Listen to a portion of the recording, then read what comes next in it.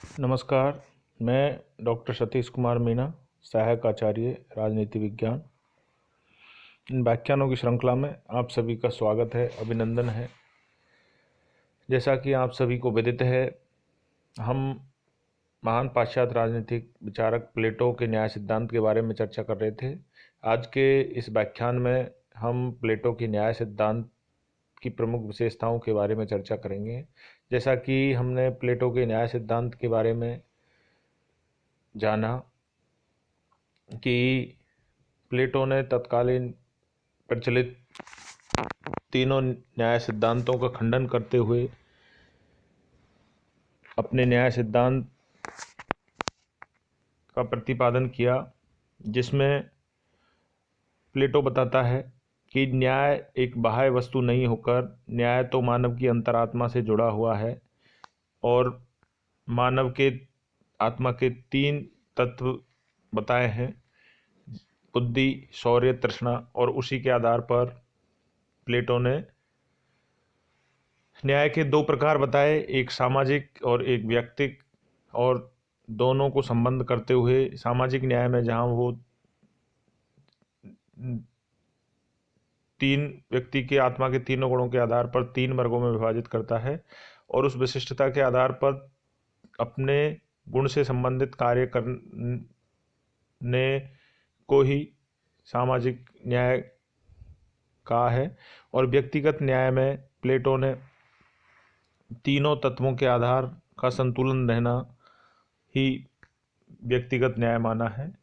उसी आधार पर हम प्लेटो के न्याय के सिद्धांत की प्रमुख जो विशेषताएं निकल कर आती है, उसमें पहली विशेषता है विशिष्टीकरण का सिद्धांत। प्लेटो का मानना है कि मनुष्य की आत्मा के प्रत्येक तत्व का अपना विशिष्ट कार्य है और विवेक का कार्य नेतृत्व करना, साहस का कार्य रक्षा करना और क्षुधा का कार्य उत्पादन करना।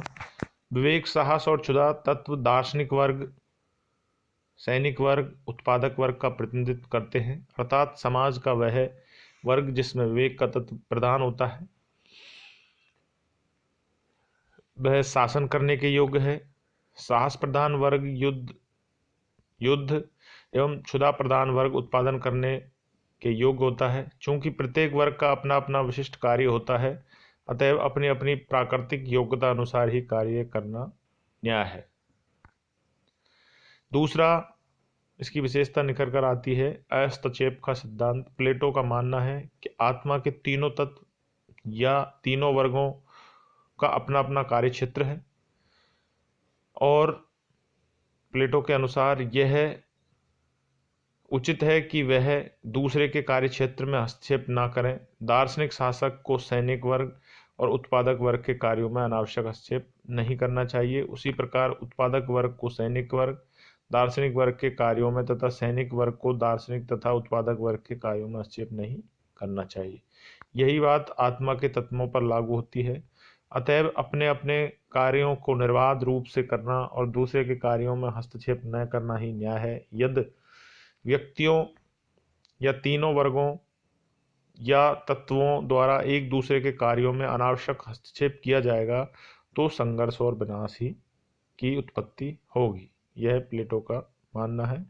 तो विशिष्टीकरण का सिद्धांत, दूसरा हस्तक्षेप का सिद्धांत की बात प्लेटो के न्याय सिद्धांत में से निकल कर आती है।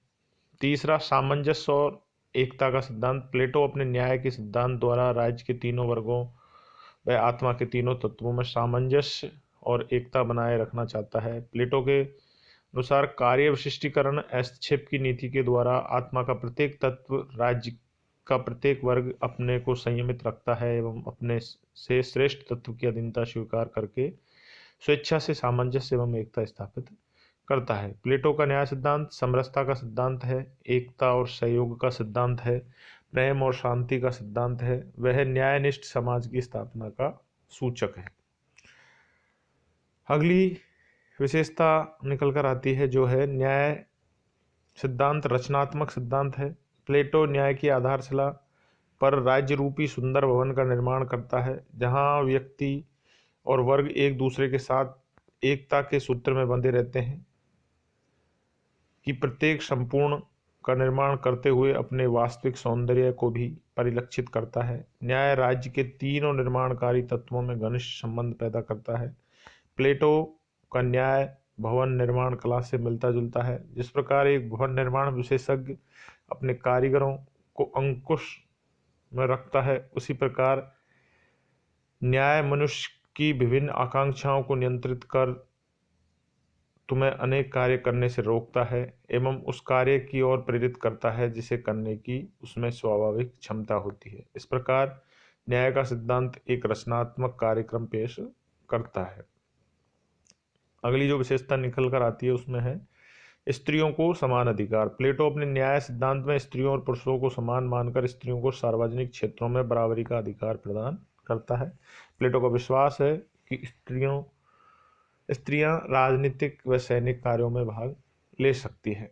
इसी प्रकार प्लेटो न्याय के दो प्रकार बताता है जो उसके न्याय सिद्धांत की प्रमुख विशेषता है। प्लेटो न्याय को दो भागों में वैयक्तिक न्याय और सामाजिक न्याय में बांटता है। मूलतः न्याय का निवास स्थान आत्मा में होता है।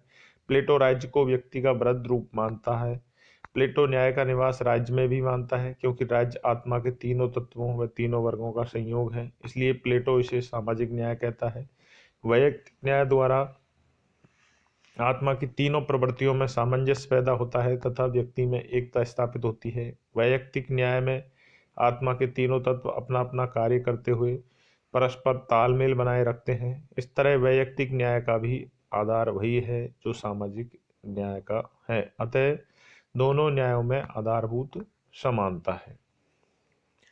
व्यक्तिवाद का विरोधी प्लेटो का मानना है कि समाज या राज्य से अलग व्यक्ति का कोई अस्तित्व नहीं। व्यक्ति और राज्य दोनों का लक्ष्य एक श्रेष्ठ जीवन का विकास करना है। राज्य के अंग के रूप में अपनी प्राकृतिक क्षमता तथा प्रशिक्षण के आधार पर निर्धारित क्षेत्रों में अधिक से अधिक श्रेष्ठता प्राप्त करके ही व्यक्ति अपने जीवन का समुचित विकास कर सकता है। प्लेटो ने अपने सिद्धांत के द्वारा सोफिस्टों की व्यक्तिवादी विचारधारा को यूनानी नगर राज्यों के लिए सबसे बड़ा अभिशाप माना। प्लेटो का उद्देश्य संकीर्ण स्वार्थों से व्यक्ति को निकालकर स्वयं तथा राज्य के कल्याण का मार्ग दिखाना। इस प्रकार व्यक्ति एक व्यवस्था का अंग है और उसका उद्देश्य एकाकी आत्मा के सुखों की सिद्धि नहीं बल्कि व्यवस्था में एक नियत स्थान की पूर्ति करना है। अगली विशेषता है न्याय सिद्धांत के सहायक एवं अनिवार्य साधन। प्लेटो ने अपने न्याय सिद्धांत को अमली जामा पहनाने के लिए दो साधनों की व्यवस्था की है। उनमें पहला शिक्षा का सकारात्मक तरीका और दूसरा साम्यवाद का नकारात्मक तरीका। प्लेटो का विचार है कि अन्याय का आधार अज्ञान होती है और अज्ञान एक मानसिक रोग होता है और उसका एकमात्र उपचार है या औषधि है उचित शिक्षा। प्लेटो अपने न्याय के सिद्धांत में शिक्षा द्वारा अज्ञानता रूपी रोग का इलाज करना चाहता है। साम्यवादी व्यवस्था शासक व सैनिक वर्ग को पथभ्रष्ट होने से रोकने का नकारात्मक तरीका है। ये दोनों तरीके राज्य से अज्ञान को हटा सकते हैं। अगला है उसके न्याय सिद्धांत की प्रमुख विशेषता दार्शनिक शासक। न्याय की प्राप्ति के लिए राज्य के शासन की बागडोर एक विवेकी, निस्वार्थी और कर्तव्यपरायण व्यक्ति के हाथ में होनी चाहिए। प्लेटो ने ऐसे सद्गुणी व्यक्ति को दार्शनिक शासक का नाम दिया है। प्लेटो का दार्शनिक शासक विवेक की साक्षात प्रतिमूर्ति होती है। वह कानून से ऊपर है। उसका प्रमुख कर्तव्य सैनिक उत्पादक वर्ग पर पूर्ण नियंत्रण स्थापित करना। दार्शनिक शासक ही समाज के तीनों वर्गों में सामंजस्य एवं संतुलन स्थापित करता है, राज्य को आंगिक एकता प्रदान करता है। प्लेटो का दावा है कि शासक वर्ग न तो स्वेच्छाचारी हो सकता है न ही अत्याचारी। ग्रात्सियान्स्की के अनुसार प्लेटो की न्याय व्यवस्था में राज्य दार्शनिकों के लिए ना होकर दार्शनिक राज्य के लिए होते हैं। प्लेटो का दार्शनिक शासक सर्वगुण संपन्न व्यक्ति है।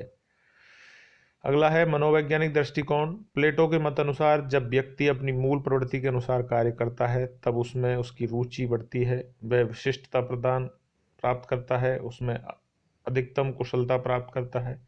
इससे कार्यों के विशेषीकरण के सिद्धांत का जन्म होता है। अगली है सावयवी एकता का सिद्धांत। प्लेटो को न्याय सिद्धांत प्लेटो को न्याय सिद्धांत में प्लेटो के न्याय सिद्धांत में व्यक्ति राज्य के लिए है और राज्य के प्रति उसके कर्तव्य ही हैं, अधिकार नहीं। राज्य साध्य है, व्यक्ति साधन है। प्लेटो ने कहा है नागरिकों के कर्तव्य भावना ही राज्य का न्याय सिद्धांत है। राज्य से अलग व्यक्ति का कोई अस्तित्व नहीं। प्लेटो का न्याय सिद्धांत राज्य में एकता सामंजस्य स्थापित करता है। व्यक्ति का व्यक्तित्व राज्य के व्यक्तित्व में ही लीन हो जाता है। अगला विशेषता है नैतिकता का सिद्धांत। प्लेटो की न्याय संबंधी अवधारणा को केवल वैधानिक कर्तव्यों पर ही आधारित नहीं किया गया है, बल्कि नैतिक और सर्वव्यापी कर्तव्यों का प्रावधान है। अतः प्लेटो का सिद्धांत नैतिकता का पोषक है, जिसमें प्रत्येक व्यक्ति स्वेच्छा से अपने निर्दिष्ट कर्तव्यों का पालन करते हुए दूसरों के क्षेत्राधिकार में प्रवेश नहीं करता। प्लेटो बुराइयों का प्रतिकार भलाई से करने की बात करता है। प्लेटो का न्याय उन सभी सद्गुणों का सम्मिलित रूप है जो मनुष्य दूसरों के साथ अपने आचरण में प्रदर्शित करता है। प्लेटो स्वधर्म पालन पर जोर देता है। इस अर्थ में प्लेटो का न्याय सिद्धांत नैतिक और आध्यात्मिक धारणा है। अगला प्रमुख विशेषता है आदर्श राज्य का रक्षक। प्लेटो ने न्याय को ऐसा गुण माना है जो राज्य में तब भी निवास करता है जब विवेक, साहस और आत्म संयम क्षीण हो जाते हैं।